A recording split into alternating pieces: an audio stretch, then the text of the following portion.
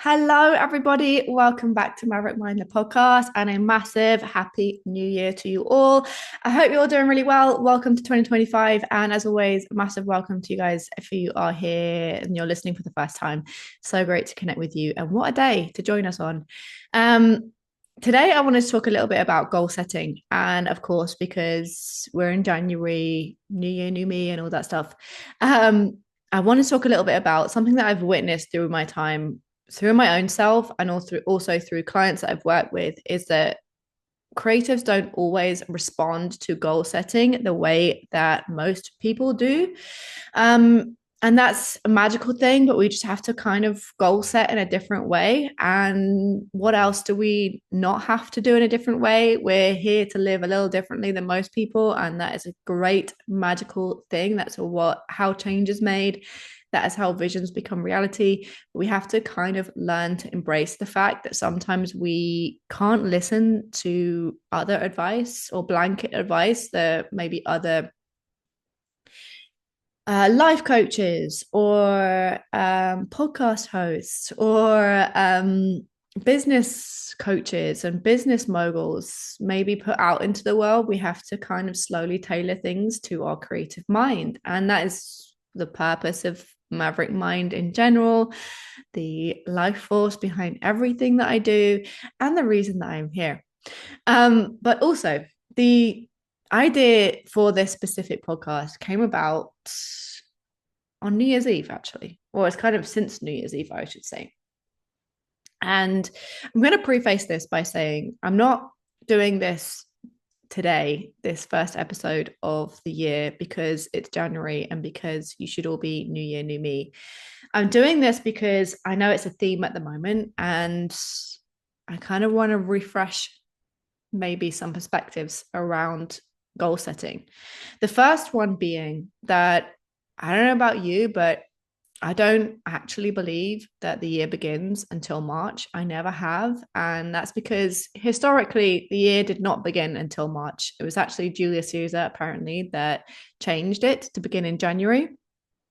But that aside, I don't feel like the year truly begins until the spring comes, until we have new life coming through plants and the air feels different. The air feels fresher. The sun comes out. I mean, right now I live in Spain, so I don't really have that excuse, but you know what I mean? It's like there's this kind of renewal, a rebirth that happens in the springtime that I think really supercharges the energy of the year, supercharges the energy of everything that I want to put out there, and gives me this like lease of life to leap forwards. And that's what I look for in New Year's Eve, and it never comes. And I really believe, or I've come to believe over the years, that actually taking that January and February where it's a little bit colder, a little bit darker, to slowly implement your intentions and slowly embed new rituals, slowly kind of ease yourself into the year has really changed everything for me. So while I often do think about what I want to what I intend to create in the year around New Year's Eve or around January, I don't actually fully implement it until March. And that's the way I've taken many years and the way that's worked for me and the way that's worked with loads of people that I've worked with. So if that vibes with you, if you resonate with that idea, then do take what you can and run with it. However, this year on New Year's Eve, the end of last year, the end of 2024, I kind of had this feeling like life was running away with me a little bit.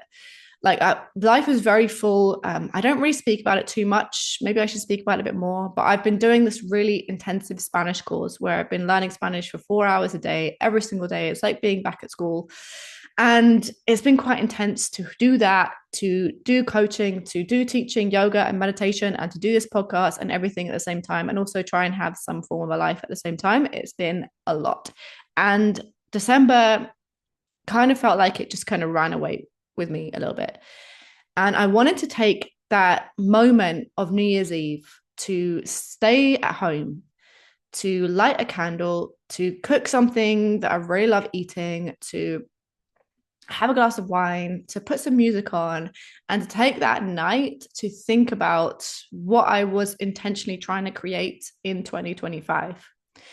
That said, I then got convinced to do something else. I ended up going out and I don't regret that. And I had a great, very unexpected, but such an amazing night. And I loved it so much and I wouldn't change it. But what happened after that was quite interesting. It was that instead of making this ritual about what I wanted to call in for 2025, I took a week as I'm recording this on the 5th of January. So basically a week. To slowly start to kind of mull over, slowly reflect, slowly start to think about what kind of happened last year, because there was a lot of things that happened last year in loads of different ways, through my business, through my yoga practice, through my relationships, through moving to another country. So many different things happened last year. And I took this week to kind of slowly, in very unintentional moments, I'll be honest, while I was having a cup of tea, while I was just taking a moment to shower, while I was doing the laundry, while this morning I was in the park, the Parc de la Ciutadella here in Barcelona, sitting in the sunshine with my notebook and my coffee. I was taking moments like that to slowly start to think about what happened last year and what I want to call in for this year. And let's call it a think week, because I think it needs to be a thing, to take this first week of the year to kind of take your time over reflecting and on intention setting for the next year. It's actually been really nice, and been a really gentle and feels richer way to begin the year, to kind of slowly start to mull over my intentions a little bit more. And it's been really nice. So again, that's just kind of where the idea for this podcast came from, through those little moments and through those little nuggets of reflection and intention that I've kind of been gathering this week. And also through working with so many people now, and through witnessing how I set goals and how I have come to achieve goals, that I really want to share this perspective on goal setting for the creative mind. This might shock a lot of you, considering, if you know my story, you know that I've always been, I suppose, outwardly, you would call me ambitious. For me, it's more, I just always want to see what I can get away with. I've achieved some things, I've done some cool things, and I've never actually been a very goal-orientated person. I would never call myself that. Setting goals is something that I've never really resonated with. It's something that I had to teach myself to resonate with, which is kind of where I got this concept I'm sharing through this podcast. And that's because a lot of goal setting is really unsexy. And I think a lot of us as artists, creatives, we kind of need to be a bit more excited about things, and for our goals to be less rigid and less based around metrics and things like that. Or maybe, I don't know, we need to sprinkle a little bit of magic in it. And I think that that little bit of magic is different for all of us. And that's kind of why I think that a lot of artists struggle with goal setting.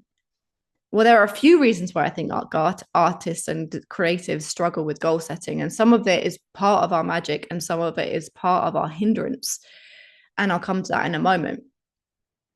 But we have to find a way to fall in love with kind of envisioning things for ourselves. I was thinking a lot this week about,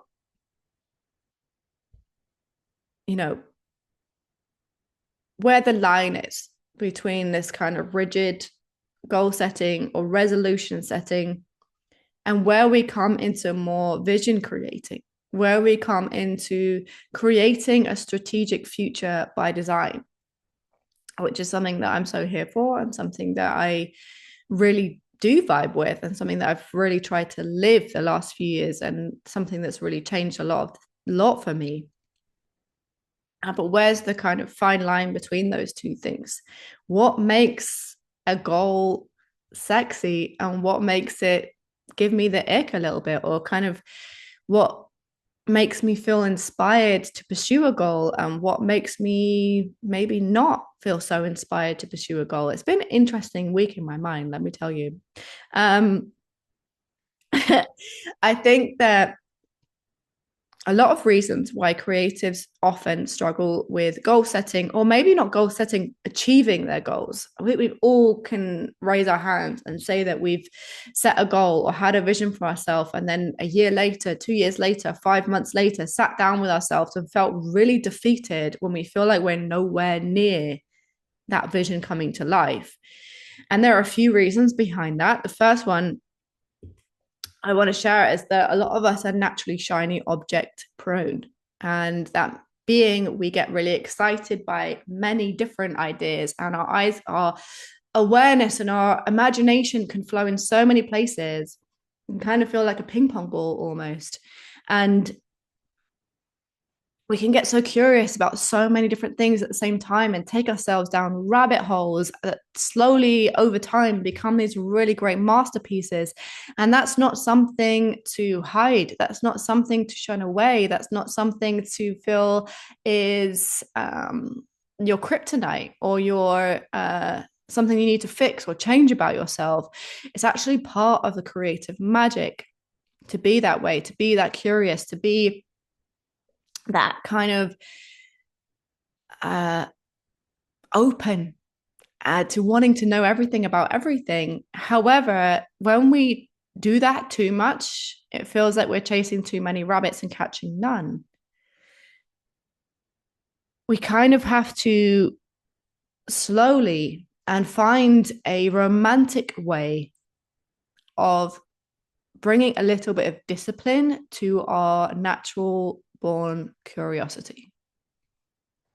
What do I mean by that? I mean, we need a little bit of structure around, or we need to have a way of choosing which rabbit we're going to follow, and a little bit of intention and structure around how we're going to catch it. And that is where this concept of creative mind goal setting kind of came from. It's we follow one path, we channel all of our curiosity, our passion, and our energy into that one rabbit, into that one, not one goal. And that doesn't mean, by the way, that you don't have anything else going on in your life or that you don't get inspired by anything else. That means that maybe you have one focus. It's kind of like a tree, right? Like the tree is growing up in one direction, branches come off from side to side. But we're still going upwards. We're still going towards one direction, which are growing towards the sun. So instead of kind of building this kind of, I don't know what we'd call it, like more like a maze or something, we're still going in one direction.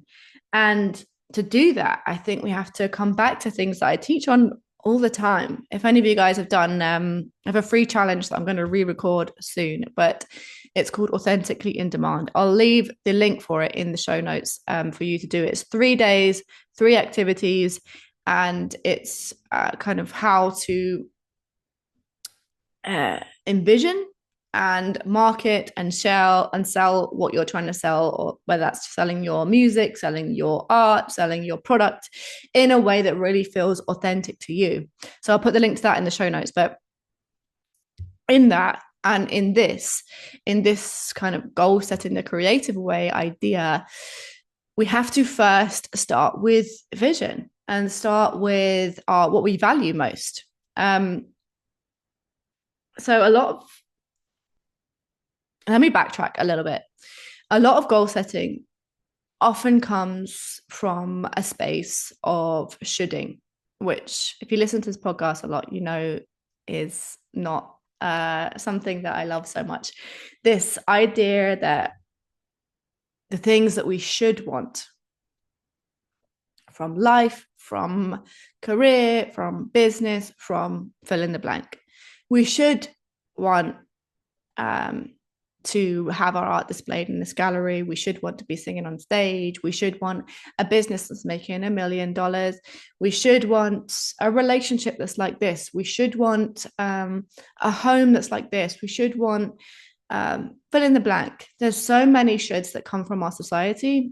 And even from our industries, you know, there's so much that we're kind of dictated to, that what a success in our creative field might look like. And if that is a vision for you that really excites you, that lights your whole body up like a Christmas tree, then go for those things. But also be open when we're speaking about vision, be open to your version of that path being a little bit different, to maybe not being what we're sold is the epitome or is the pinnacle of success in your industry or your creative path. We're here, and I think to feel fulfilled as creatives, we're here to create our own life on our terms, based on our vision, our intuition, and we're here to kind of make our mark on the world in the way that really lights us up, the way that make us feel the most fulfilled. And as I said, that's not always the way we're taught it's going to be, right? So when we're thinking about vision and we're starting to think about what we want to achieve from the year, I want you to set aside that any kind of word should, anything that you feel like is an external marker of success. And by that, I mean other people's expectations of what is successful or what is not. And I want you to take a moment to really drop into yourself and think about, okay, actually, let's do that together. Why not? So if you're walking, you might want to come back to this later. If you're driving, you might want to come to the back to this later. But otherwise, just take a moment, feel your feet on the ground, or if you're sat down, feel your hips on your chair. Maybe lengthen your spine a little bit. If you like to, you can close your eyes. I have intuitively, as you can see, if you're watching this.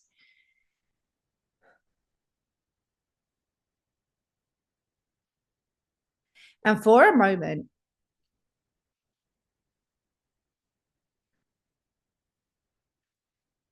see if you can let go of anything that maybe you've thought that you wanted to create in the future. Even if it's something you know you do want, just let it go for a moment and kind of greet this moment with a completely blank mind, a blank state.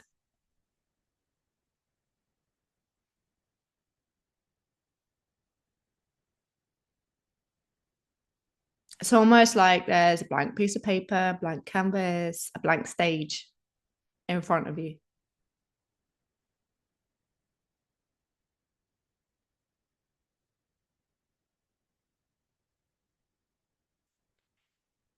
As creators, often we feel like the thing that we create or the channel through which we create is kind of the center of our lives.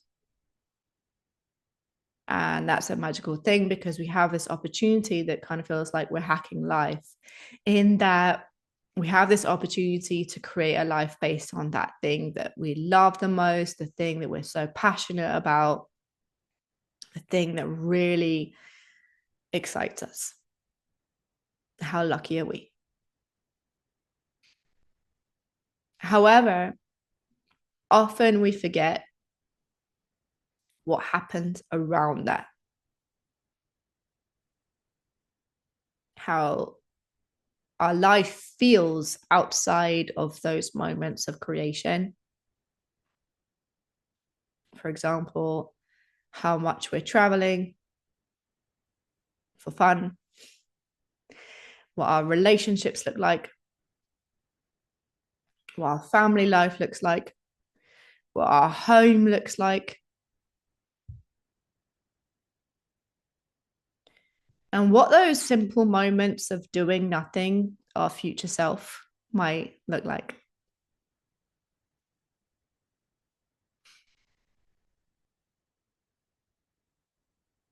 This is where I think a lot of us trip up.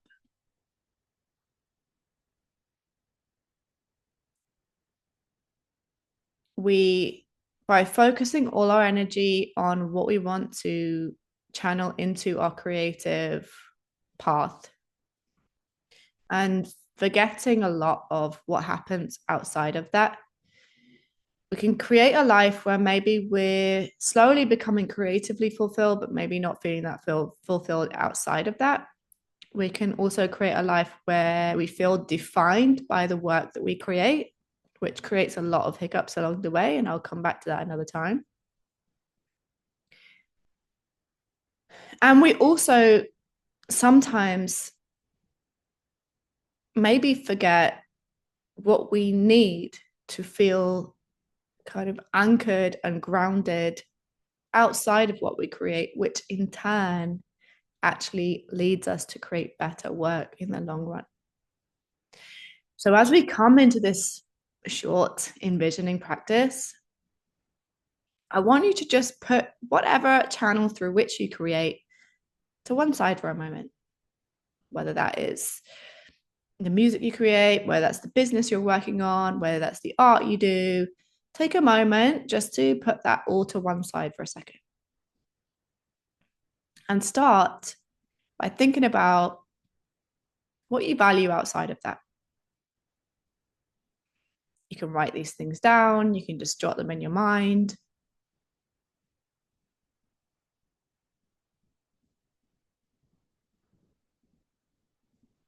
And by asking you what you value, I mean, do you really value your home? What are your priorities? Do you prioritize your home? Do you prioritize travel? Do you prioritize seeing your friends? Do you prioritize your family? Do you prioritize your freedom? Do you prioritize feeling financially secure?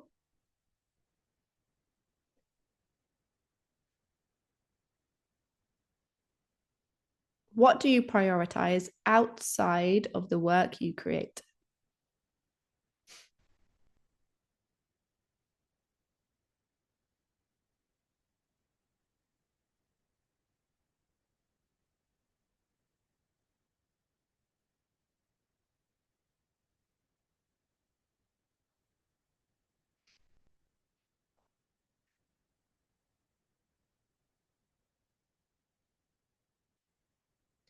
And then slowly start to bring back into mind your creative life, whether that is being on stage, whether that is creating a business, whether that is selling your art,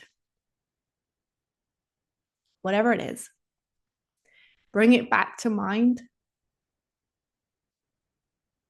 and start envisioning what your idea of, I'm going to use the word fulfillment instead of success, what your idea of being creatively fulfilled looks like. And start to bring some images, some words into mind around that. And again, you can jot them down for a moment if you like.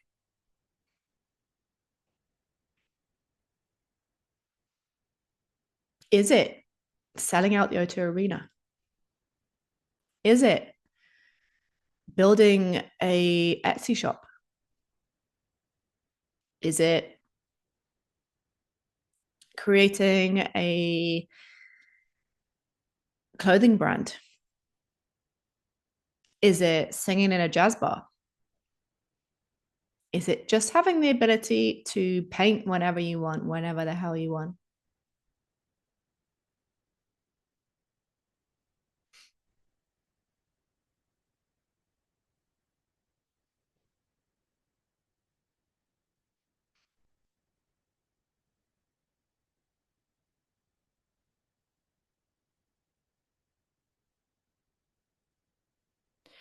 And then in time, whenever you're ready, when you kind of feel like you painted that picture in your mind, bring those two things together, kind of like a Venn diagram, overlay them,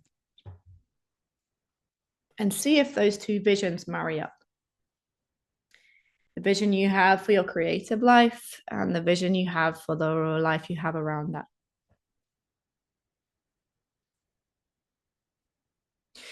If those two things do align, and by that I mean that the life you have, the vision you have for your life, you can see it marrying really well with the vision you have for your creative life. If they really marry up, and by that they align, they make sense, cool. If they don't, then we have more thinking to do. We really want the vision we have for our creative self or creative fulfillment to marry up with what we want outside of that.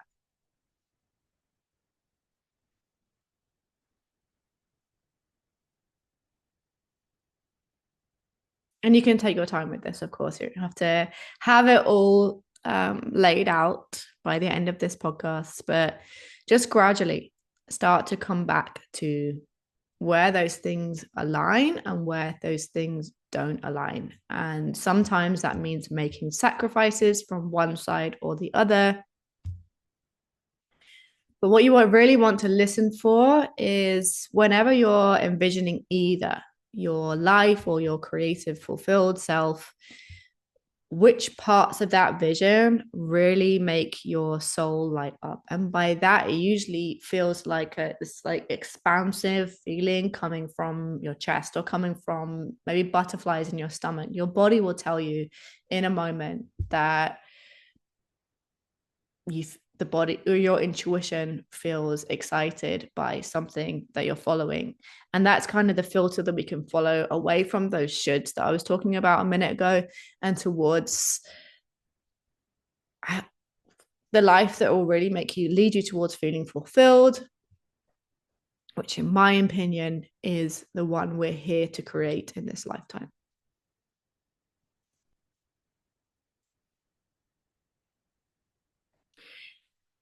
So then when you kind of have those visions in your mind, kind of based around what you value, what you prioritize in your life and within your creativity, we can start to backtrack and we can start to reverse engineer actually making that happen. And that is where goal setting comes in, is that we slowly start to think about the steps that we can take from today to gradually start to bring those things, those real life and creative life visions to life. And that we do in maybe a different way than some people teach. And the way that I found really works for me is comes from more of a manifestation lens. And when I say manifestation, I really mean science-backed the science of bringing things into your life. And this is kind of backed by quantum physics and neuroscience and many other things. Maybe I'll do an episode on another time. But to do this, we think about the feelings that we create, that we kind of tapped into in that visualization there, the feelings that you tapped into in the life that you want to create and in that version of you that's feeling creatively fulfilled. What habits and what feelings are they experiencing in that future version of you? What are they experiencing? This, some of you will sound like, yeah, obvious. And for some of you might sound a little bit abstract. This is something that, as I said, when I started implementing into my life, it really changed everything. Because up until that point, I thought that goals had to be SMART, which is something that I learned a long time ago and then learned again when I started training to be a coach, which does make sense. And for those that don't know what a SMART goal is a goal that has to be specific, measurable, achievable, relevant, and timely. So you have to give yourself a time frame. And while I do believe that sometimes we have to give a little bit of structure to the vision that we have and to the goals that we set, I believe a lot more in habits rather than goals, because I think if you reverse engineer the feelings and the rituals and the habits that future version of you has in that vision that you just did, that future version of you that's living those moments, that's living that life, that's feeling that creatively fulfilled, that's having that life outside of their creative work that really makes them feel happy and makes them feel free. When you think about the habits and the rituals that are bringing those feelings into that person's life, you can start bringing those into your life now, and it will kind of have a compound effect that you will achieve that over time, if that makes sense. So I believe so much more in having habits rather than goals, because habits we can give ourselves a little pat on the back for every single time we do them, every single day that we kind of come back to them. We're bringing feelings and emotions into our present moment that we desire in our future. So the more you tap into that feeling, the more you start to live from that space, and the more you start to feel creatively fulfilled and fulfilled in your external life anyway, because you're doing things that actually make you feel that way now, which, as I said at the beginning, is a way more romanticized way of achieving things in your life, because we don't feel like we achieve or fail something. We're living it. We're living it now. And when we're living in that way and we bring life to the things that we want to create, we in turn, as creative souls, create better work, because we all know that we have to live a little to get the ideas that we want to put out into the world to come. We have to live a little to get the inspiration sometimes. To get out of the creative funk, we always have to get out of our space, go outside, go to a gallery, live life, go to travel, go and experience something, go to a concert, see something else. That's where ideas come from. So to have this idea that if you set a goal and you achieve it or you don't, it creates this box for us, which is the most fucking uninspiring place to be. Whereas if you live your goal, if you live from that space, if you be that person that you want to be in the future today, and feel those feelings that you want to feel in the future now, that is how you get there. That is how we start to achieve the things that we want to achieve. That is how we start to create illogical leaps. That is how we start to achieve like an artist. To make living itself an art is always the goal, right? So I want to sum up a little bit. So I'm not rambling for too long, because this was supposed to be a short episode and I have no idea how long this is. But the first thing I want to say is, if you're a creative that has felt like they have not achieved what they want to achieve so far, or they're feeling that they're not getting the results they want to get so far, and maybe you've been not setting goals, or maybe you've been setting goals the old way, and by that I mean setting more like resolutions. You want to give up something, you want to almost punish yourself for not achieving what you want to achieve in life so far. Tear up that rule book and instead step into your vision, the vision that really fucking lights your body up. Think about the version of yourself that's living that. And then start to break down on piece of paper or in your mind what habits they have in their life that are making that possible. How are they living? How are they being? Are they the kind of person that beats themselves up for not finishing a painting today that they could finish tomorrow? No. Are they a person that gets jealous of other people in their industry? No. Are they the kind of person that wakes up in the morning and scrolls TikTok instead of waking up and moving their body or doing something that puts them in a space where they will inevitably receive the best ideas they've ever had? No.